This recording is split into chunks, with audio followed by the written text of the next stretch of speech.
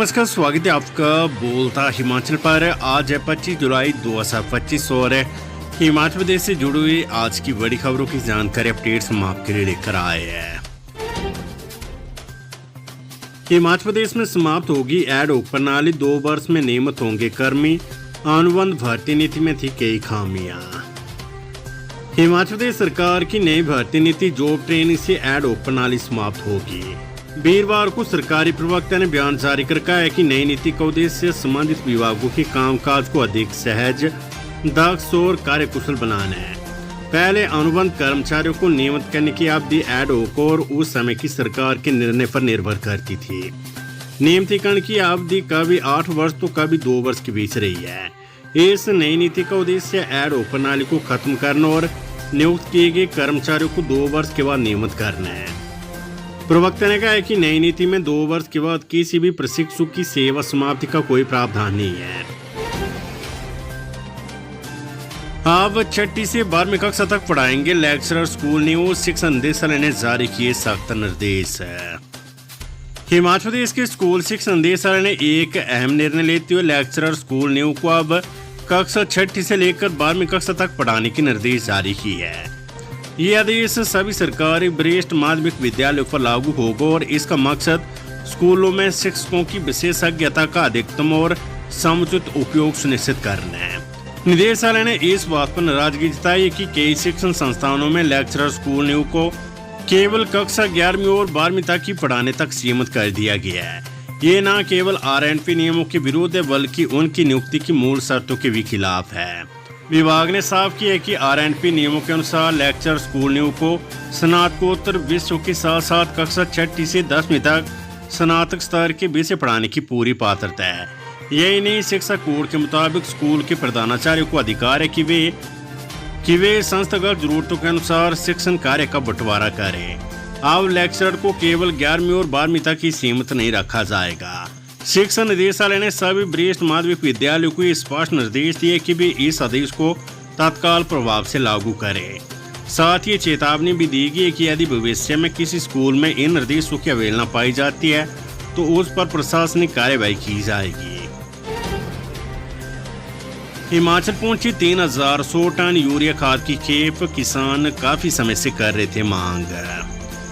हिमाचल प्रदेश में 3100 ton urea खाद की खेप विभिन्न जिलों को आवंटित की गई है। इसमें सबसे अधिक खाद ऊना जिले के लिए 700 टन जारी हुई है।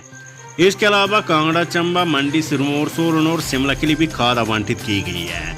कई इलाकों में बीते कुछ दिन से खाद की किल्लत चली आ रही थी। नई खेप आने से किसानों ने राहत की सांस ली है। ड्यूटी के दौरान आकस्मिक मृत्यु पर पुलिस कर्मी को मिलेगा 2 करोड़ रुपए का बीमा कवरेज। ड्यूटी के दौरान आकस्मिक मृत्यु होने पर पुलिस कर्मियों को अब 2 करोड़ रुपए तक का बीमा कवरेज मिलेगा।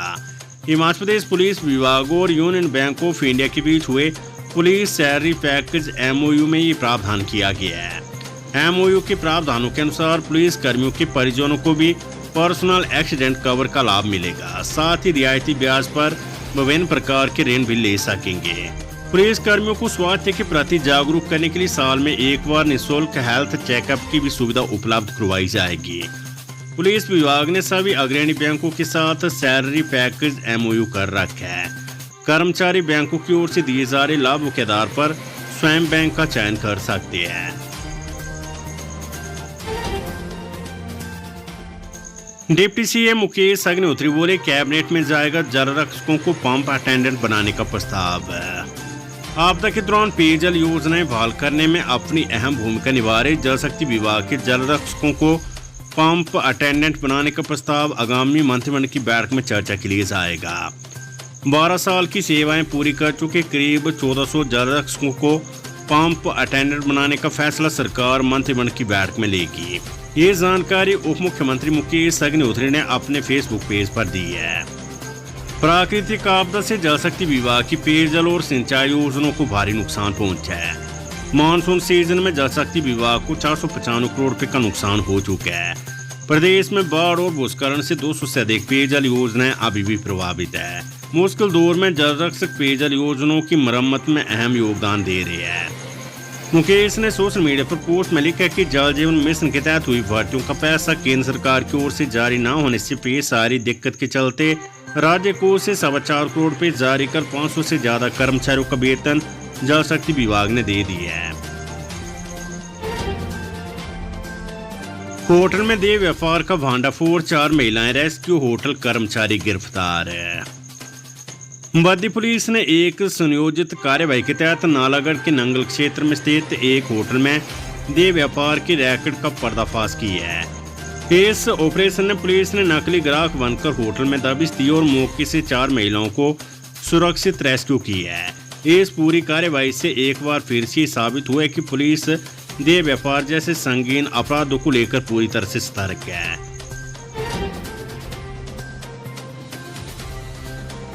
जॉब ट्रेनी भर्तियों के नए नियमों में प्रस्तावित परीक्षा शेड्यूल जारी। हिमाचल प्रदेश राज्य लोक सेवा आयोग ने जॉब ट्रेनी भर्तियों के लिए प्रस्तावित परीक्षा शेड्यूल जारी कर दिया है। आयोग में भर्ती किए जाने वाले जूनियर ऑफिस असिस्टेंट IT की परीक्षा 4 अगस्त, कृषि विकास अधिकारी की परीक्षा 24 अगस्त, सहायक जिला न्यायवादी की परीक्षा 13 सितंबर को प्रस्तावित है। इसके अलावा उद्योग विकास निगम में डिप्टी जनरल मैनेजर की परीक्षा 25 सितंबर और कंपनी सेक्रेटरी की परीक्षा 26 सितंबर को होगी। ये सभी भर्ती परीक्षाएं नए नियमों से ली जाएगी। HRTC बस के खाई में गिरने से 8 लोगों की मौत, 6 साल की मासूम सहित 21 लोग घायल। मंडी जिले के सरका घाट क्षेत्र में वीरवार सुबह पेश आए बस हादसे में 8 लोगों की मौत हो गई है, जबकि 21 लोग घायल बताए जा रहे हैं। जानकारी के अनुसार सुबह करीब 9:30 बजे सरका घाट से जमनी जा रही हिमाचल पथ परिवहन निगम की बस तारंगला के समीप दुर्घटनाग्रस्त होकर खाई में जा गिरी। हादसे के दौरान मौके पर चीखो पुकार मच गई। हादसे के दौरान बस में चालक परिचालक सहित 29 लोग सवार थे। वहीं हादसे के तुरंत बाद स्थानीय ग्रामीणों ने घटनास्थल पर पहुंचकर राहत और बचाव कार्य शुरू किए और घायलों को 108 एम्बुलेंस और निजी वाहनों की सहायता से सरका घाट अस्पताल पहुंचाया। यहां 3 महिलाओं सहित 5 लोगों ने उपचार के दौरान दम तोड़ दिया है, जबकि 3 अन्य की नेर चौक मेडिकल कॉलेज में इलाज के दौरान मौत हो गई है। वहीं हादसे में गंभीर रूप से घायल 17 लोगों को नेर चौक और हमीरपुर मेडिकल कॉलेज सहित एम्स बिलासपुर रेफर किया गया है, जबकि 4 घायलों माया देवी, कामना सूरज, स्केन दास का उपचार सरका घाट अस्पताल में चल रहा है। हिमाचल में गो तस्करी का भांडाफोड़, ऑयल टैंकर में भरे थे गोवंश, पंजाब सीमा पर पकड़ा, चालक सहित 2 आरोपी फरार है। हिमाचल प्रदेश में ऑयल टैंकर में गाय और बैलों की तस्करी करने का मामला सामने आया है। सुवार घाट पुलिस ने पंजाब सीमा पर गारा मोड़ स्थित RTO बैरियर पर गाय और बैलों से भरा एक ऑयल टैंकर पकड़ा है। टैंकर में 1 बैल मृत पाया गया, जबकि 3 गाय और 5 बैल जिंदा मिले हैं। टैंकर का चालक और उसमें सवार एक अन्य व्यक्ति मौके से भागने में कामयाब हो गया है। हिमाचल की पीड़ा को लेकर दिल्ली पहुंचा भाजपा प्रतिनिधिमंडल, शाह और गडकरी से लगाई मदद की गुहार। हिमाचल भाजपा का एक प्रतिनिधिमंडल हिमाचल में आपदा के विषय को लेकर नई दिल्ली में केंद्रीय नेतृत्व से मिला। इस प्रतिनिधिमंडल में नेता प्रतिपक्ष जयराम ठाकुर, प्रदेश अध्यक्ष डॉक्टर राजीव बिंदल, पूर्व केंद्रीय मंत्री एवं सांसद अनुराग ठाकुर, लोकसभा सांसद सुरेश कश्यप, डॉक्टर राजीव भारद्वाज, कंगना रनौत, राज्यसभा सांसद इंदु गोस्वामी, डॉक्टर सिकंदर कुमार, हर्ष महाजन, विधायक विनोद कुमार, हंसराज एवं दीपराज शामिल रहे।